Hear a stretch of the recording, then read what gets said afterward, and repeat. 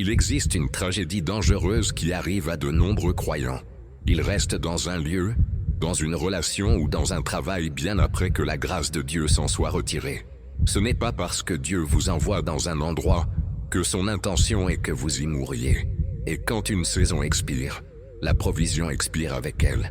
Aujourd'hui, nous allons observer 7 signes que le ciel envoie lorsqu'il est temps de faire vos valises et de bouger immédiatement. Quand Dieu veut vous élever, il doit souvent vous déplacer de votre endroit actuel d'abord. Mais comme nous sommes des créatures d'habitude et parce que nous aimons le confort, nous ignorons souvent les murmures subtils du Saint-Esprit nous disant de bouger. Alors, Dieu doit monter le volume. Il doit rendre la situation inconfortable, parfois même douloureuse, pour que nous réussissions à nous aligner avec son temps parfait. Bien des fois, la douleur que vous ressentez aujourd'hui n'est que la poussée de Dieu vers votre prochain niveau de gloire. N'essayez pas de forcer des portes que le ciel a déjà fermées pour votre protection. Si vous souhaitez recevoir le discernement nécessaire pour comprendre cette nouvelle saison, commentez dès maintenant la phrase « Seigneur, guide mes pas ». Partagez cette vidéo avec quelqu'un qui a aussi besoin de courage pour changer.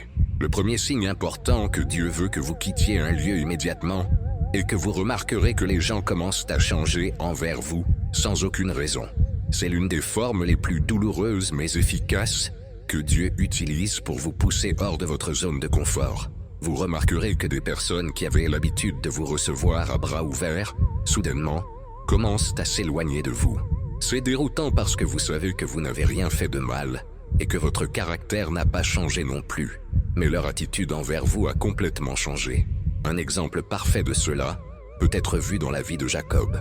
Jacob est allé vivre chez son oncle Laban. À l'origine, cela devait être un séjour très court d'environ 3 jours. Mais il a fini par y servir pendant 20 ans. Il a enrichi Laban. Il a été fidèle. Mais la Bible dit dans la Genèse au chapitre 31 que Jacob regarda Laban et, voici, le visage de Laban n'était plus envers lui comme avant. Le sourire était parti. La chaleur était partie. Dieu est apparu à Jacob à ce moment-là. Mais notez ceci, Dieu n'a pas dit à Jacob d'essayer de négocier ou d'avoir une réunion. Dieu a dit à Jacob de partir immédiatement. Cela démontre que parfois Dieu peut utiliser les changements des gens pour vous dire de partir. Les Écritures confirment ce principe dans le psaume 105, verset 25. Il dit « Il changea leur cœur, en sorte qu'ils haïrent son peuple et qu'ils traitèrent ses serviteurs avec astuce. » Parfois, le rejet que vous affrontez ne vient pas du diable. C'est Dieu qui change le cœur de vos aides parce que leur saison dans votre vie est terminée. Si quelqu'un qui vous aidait s'arrête soudainement, ne passez pas votre temps à pleurer. Au lieu de cela, demandez à Dieu ce qu'il essaie de vous enseigner ou de vous montrer. Ce pourrait être le moment pour vous de partir. Le deuxième signe que Dieu veut que vous partiez est que votre esprit commence à se sentir lourd, même dans des circonstances ordinaires. Vous devez vraiment comprendre la différence entre la dépression et la pesanteur spirituelle. Il y a un fardeau qui ne peut tout simplement pas être expliqué par des personnes ou par des événements. Tout à la surface peut sembler aller bien. Le salaire est bon, la maison est jolie, mais il y a un poids qui presse votre poitrine et, honnêtement, embrume votre esprit. Dans Ésaïe au chapitre 6, verset 5, le prophète Ésaïe a ressenti un poids d'indignité et une pesanteur lorsqu'il est entré dans la présence de Dieu. Parce que l'atmosphère de la salle du trône était si sainte, elle a exposé son impureté.